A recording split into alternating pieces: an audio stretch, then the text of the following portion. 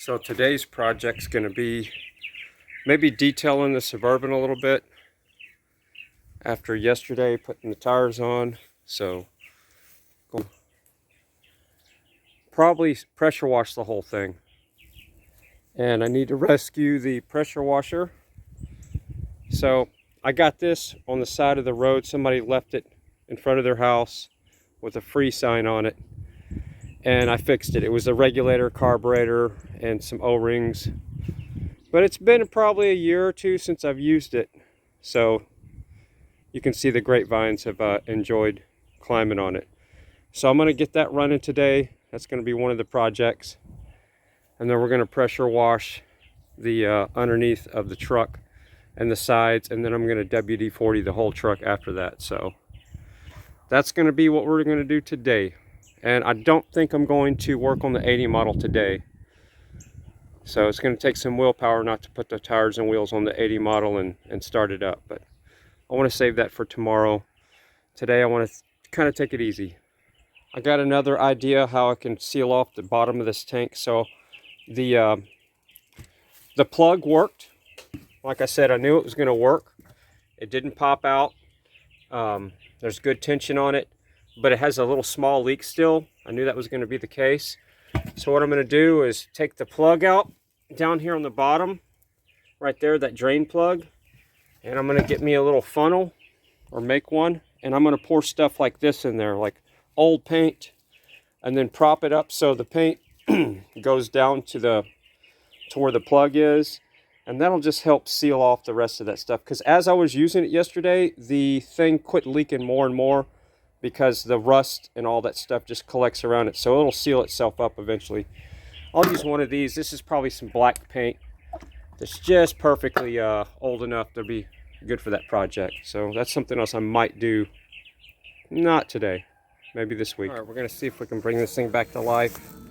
Heard something ruckusing around over here. So we might have a wasp nest under here. Nope. That's a score. Like I said, I got this thing. Well, yeah, we do. We have a red wasp nest right there. That's a bummer. Let's see, what can we do with that? We got 2 of them on there. Let me go get some something to address that. All right, I might get bit, but that's just part of it. So what I'm going to do is try to relocate this nest. Are you kidding? I'm going to see how this works. Oh man, okay, well that's good. I'm going to pop that down. They're like, what is that? So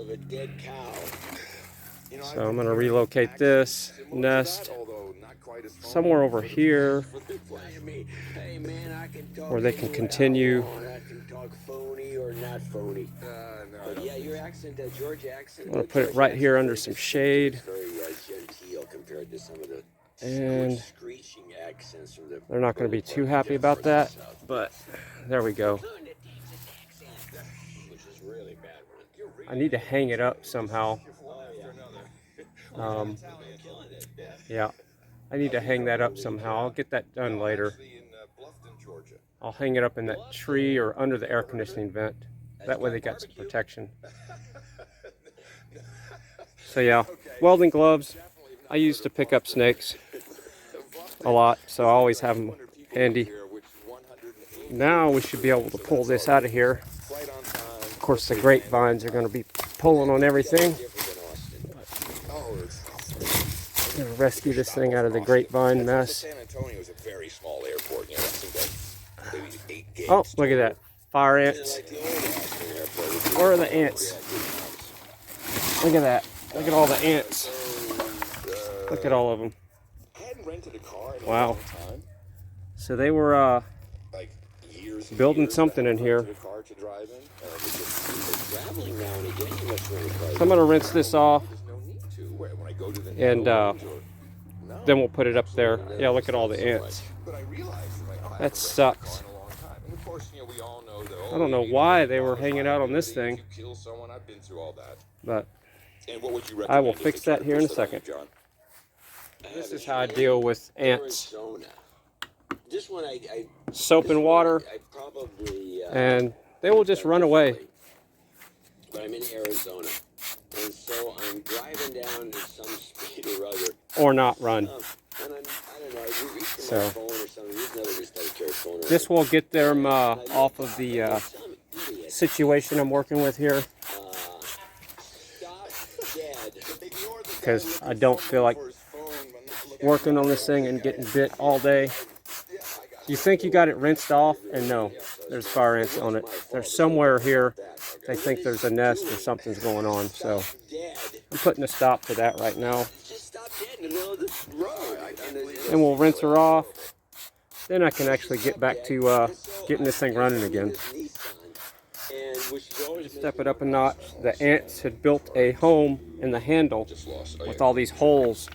So there's vents and stuff in this handle. So I'm having to soak it because they're just swarming around there. And they're still crawling around here. So I'm still dealing with ants. So I had to pull out these little plastic caps because they're building a nest in this handle. So let's give them a little flush. Let's flush them out.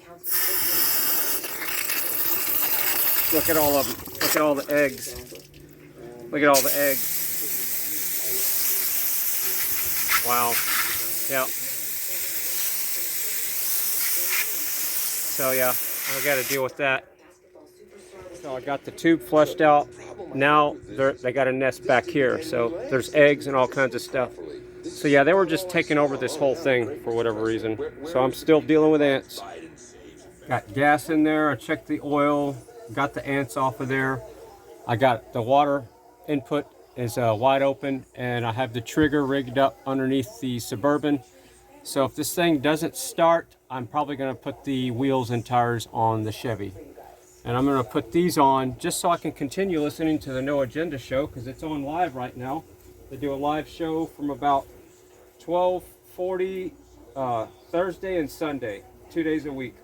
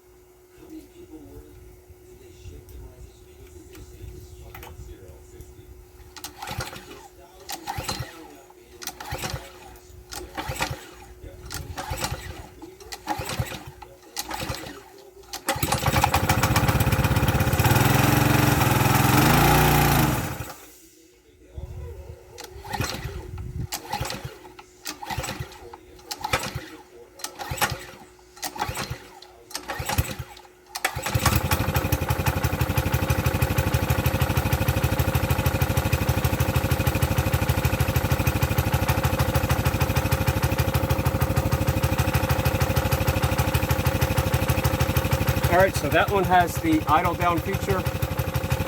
So it's working. That's another thing I had to fix. So I'm going to do some testing and tuning and get to washing the truck.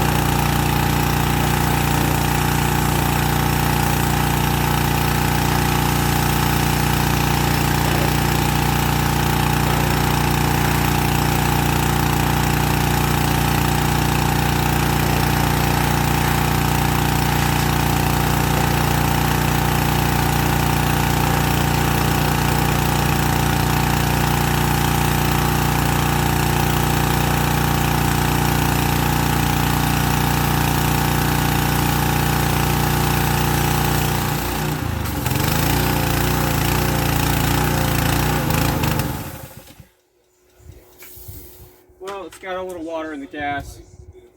So I'm going to drain the water out and then regroup. But it ran for a pretty good while. Alright, I think this is the type of carb where this holds the carb on when you take the air cleaner bolts off. Yep. Alright, so yeah, I'm going to drain the carb here. I'm going to take it apart and see what we got in there. Because we don't want her to have water, and I guarantee you there's water in the tank. And then I got the siphon system here. I'm going to siphon it in these jugs and see if there's any water in there. The reason why I take the air cleaner off is so you can get to this drain plug really easy on the bottom of the carb. Just going to let that drain out any water that could be in there.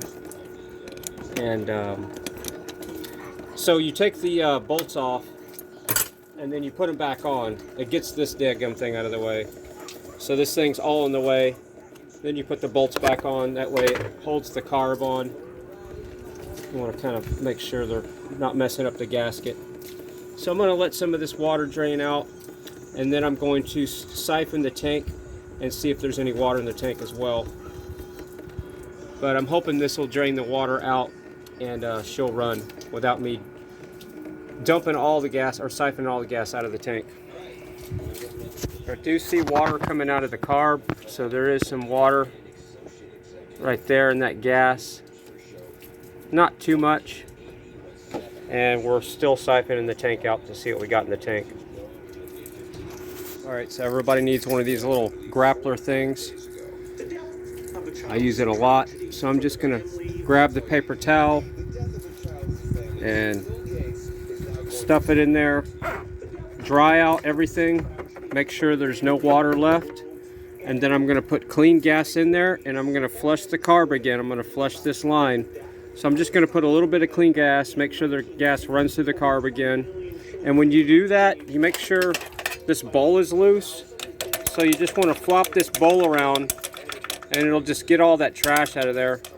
I can take it all the way off, but the trash does go around there, and you can see it in the bottom of there's a bunch of rust and stuff in there.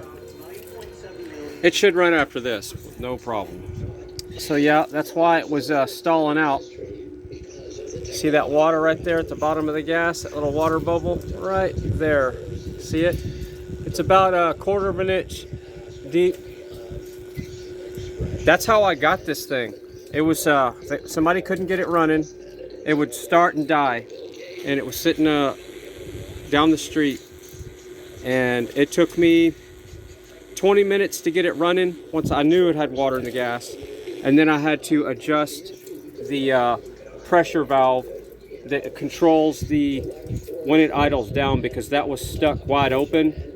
So it actually was stuck closed. So when you let off the trigger, it would die because it would not let it wouldn't let it idle down, and it wouldn't bypass the pump. So that's this mechanism down here I'm talking about that I had to take apart and adjust the spring. It was jammed up. So it's going to be running pretty soon. I'm going to put gas in there and flush it again, and we're going to go ahead and just, while I'm here, just take the bowl all the way off and look how bad it is. Doesn't take but a second. I'm going to clean the rust and stuff out of there and put a little gas in there, let it run through, and good gas that has no water, and then we're ready to go. And yeah, you can see the rust in there. That's water. That's that ethanol crap. See, I don't run anything. I run ethanol-free gas now. The person that had this before me was running the regular pump gas. Never run that in any of your engines. If you care about your vehicles or small engines, buy the ethanol-free gas. And if you can't buy ethanol-free gas, convert your stuff to propane. Another trick, if you have access to these water jugs, the cool thing about them is they have the little ribs in there. So if you pour it out slow, really slow back, you can reuse the same gas even though there's a little debris and rust in it. When you pour it out slow, it gets caught in those little ribs, and then you just twist the bottle so it'll get caught in the ribs this way, and then when you twist it around, it'll send the rust up to the side, and then you can send the gas back down, clean the gas again. You can do that 3 times and it'll catch all the rust and debris. And then you can also make sure you don't have any water, and you can pour the gas right back in there like I did. And I put the clean gas in, opened the valve. We got the line flushed really good. Like I said, there was about 1/4 inch of water that settled in the bottom of this. Got to let it settle. It's shaking up now. So it did have water in there. It doesn't take much to make it stall like it was doing. So, and I got all the rust out. I cleaned the bowl. The bowl's clean. Make sure you don't mess up your gasket when you do that. I scraped all the rust out with a wire. This one of these little tools, plumbing tool. And we're going to be ready to go here in a little bit. I'm also going to check my gas can. I'm going to get a clean one of these, and I'm going to pour the gas in here first to make sure there's no water in my gas cans, because that's another thing that happens that people don't realize. All right, so this is a kind of like a call to action, or anybody that has a lawnmower, anything small engine. Look at this. That's the #1 reason why everybody either buys a new mower, puts it to the curb. It's just that little bit of water in there. See that little round circle right in the middle of the screen, right there in the middle? That's water. Water goes to the bottom, and then you can see the rust. So you can see how thick that, well, you can't really see it on the video, but that's water. So that's all it takes for the engine to start stalling like that. So don't throw away your lawnmower, whatever you're working on. Drain the carburetor bowl, drain the gas out, do what I did, take a paper towel, dry everything out, flush the system with good clean gas, let that run through the lines, and you're good to go. There, that's a better look at it. I'm out here in the sun. That circle in the middle is water. Water goes to the bottom, so there you go. See it moving the little bubble around? The gas is on the top, the water's on the bottom with the rust. Do not throw away your mowers. If they start and die, or don't start, look here. Look for spark first, and then go make sure you don't have water in your gas. Always check for water in the gas. And it's always the problem for the most part. All right, it should stay running now. Let's see what we got. So when you start one of these, you gotta have the water on, obviously. You gotta have the valve open. You can't have back pressure. And this is the way I do it. Full choke on, fuel's on. Let's see what we got here.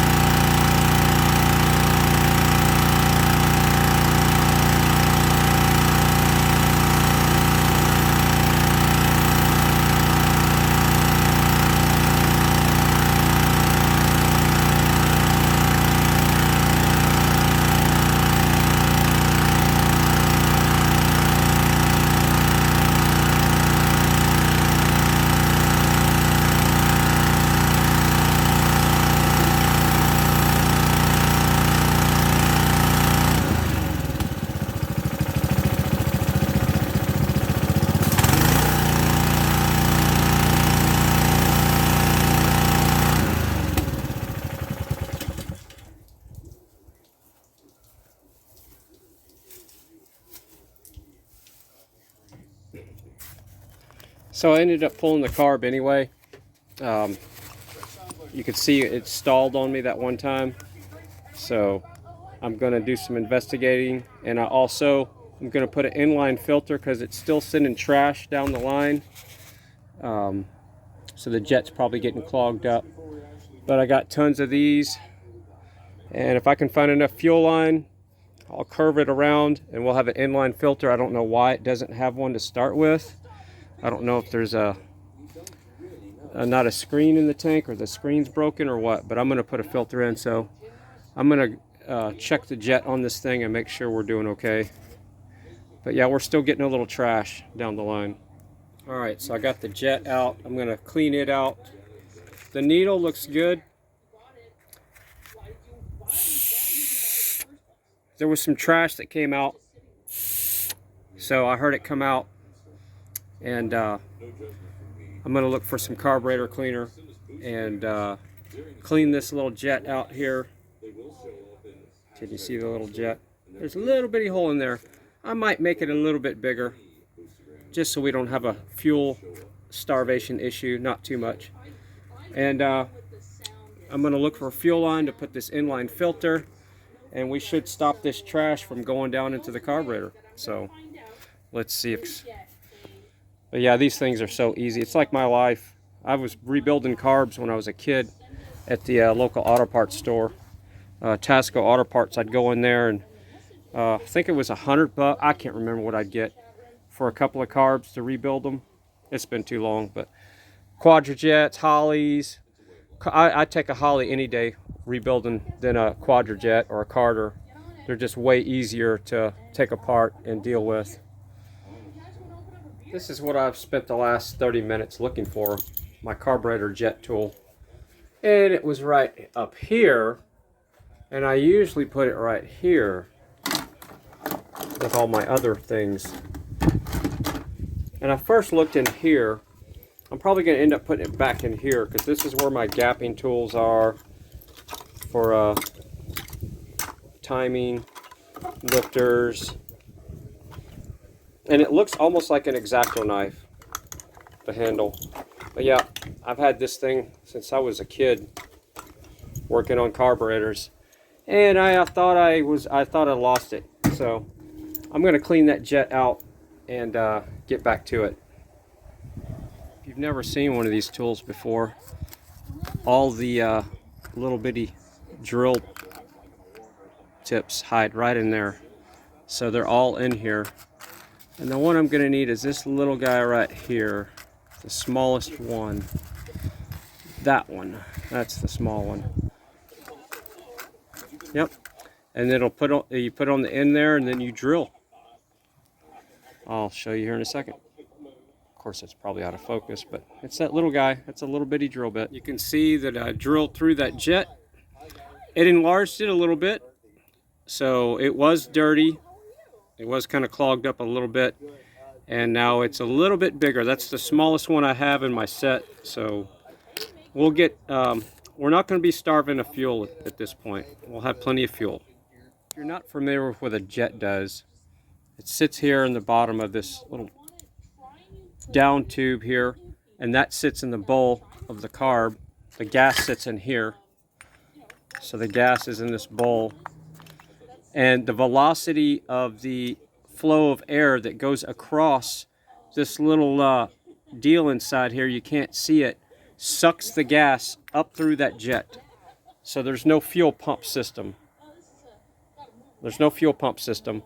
And it sucks the gas out of the bowl when the air flows through the intake of the carburetor. So that's how that works.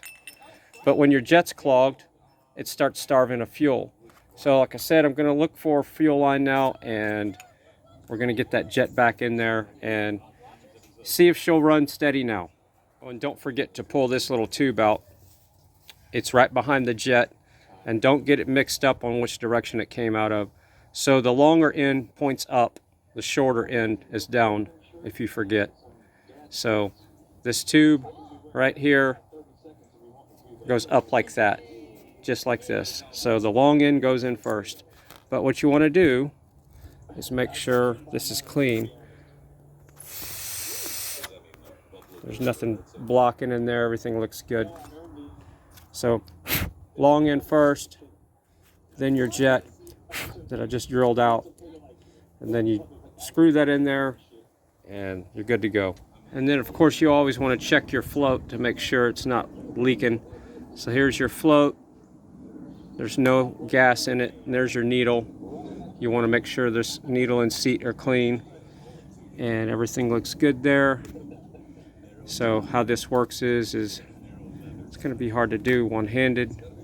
But you put the needle right here on the float. And we'll bring her around here like that. Set her in there like that, and then you put your little rod right here in the float, and then you want to do a check. So this is you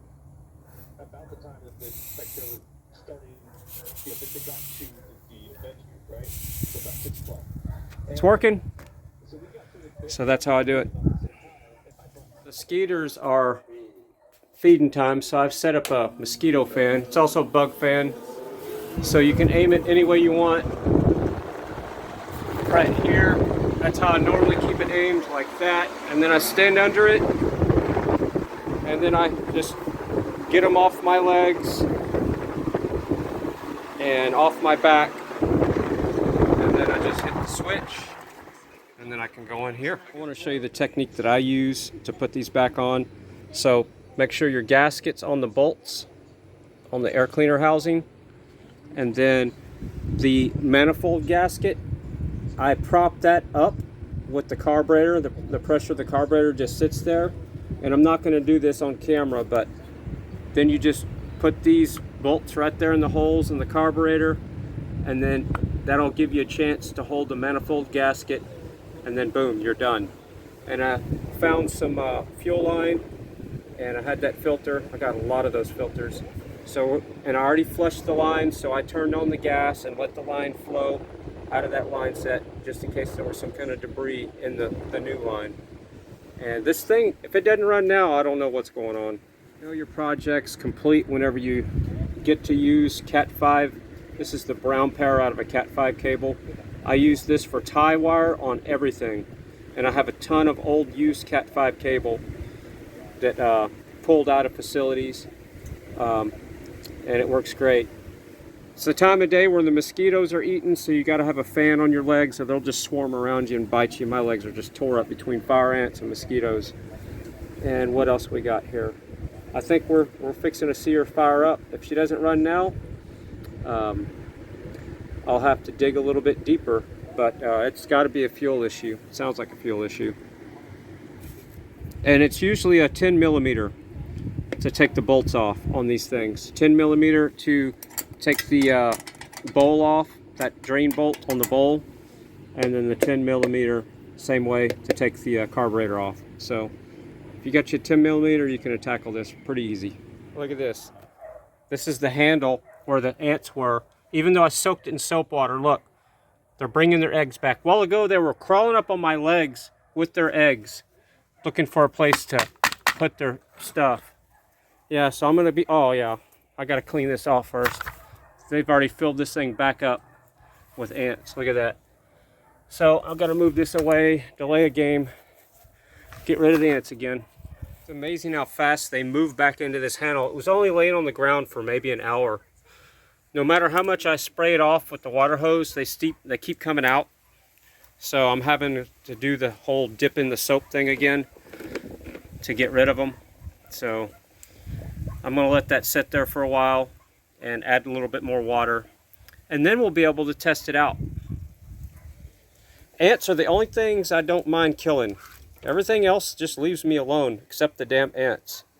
The red wasps, they don't bite me. Yellow jackets, all that. It's the ants and the mosquitoes. That's the only two insects I will kill if they bite me. Ants have been dealt with. Let's see if that did the trick, drilling out the jet.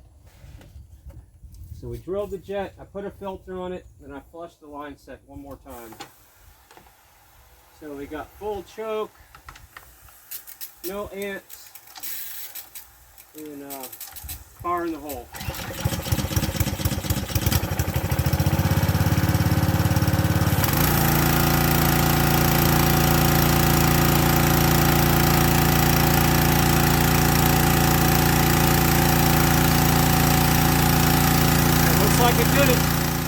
gonna call it a day. I'm tired of fighting the mosquitoes.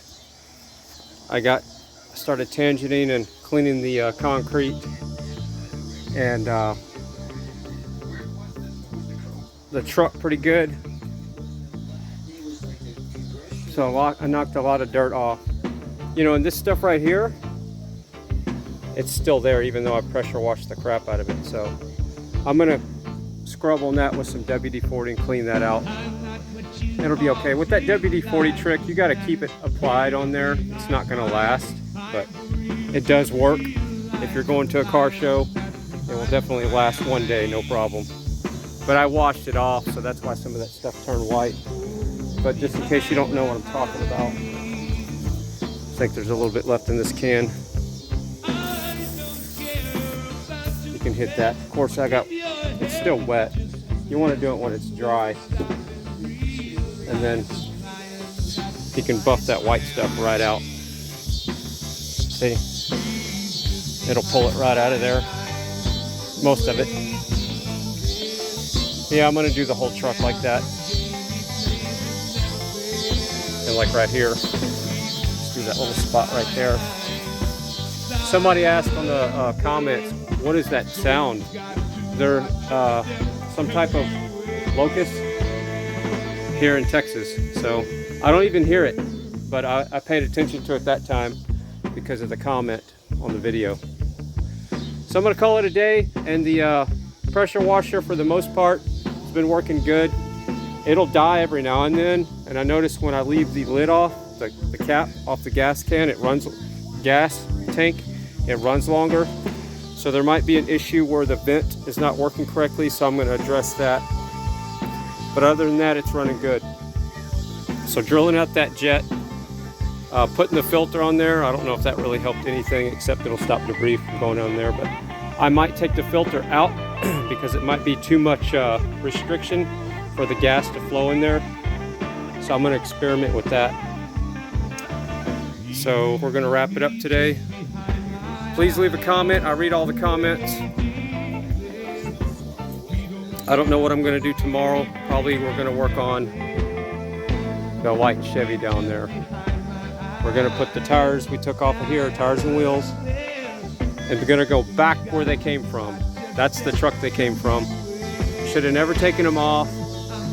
I should have just bought some new ones for this or just kept these on here, but God, it was so nice to have something on this truck to where it drives better. But yeah, it looks better right now, but the drivability is not that good. So anyway, probably working on that tomorrow. Love you all. Like, share, subscribe, and make sure you leave a comment. I do read them, and I give them thumbs up and hearts and all that good stuff. So that's the only way we have to communicate at this point is the comments if I'm not doing a live stream. Love you all.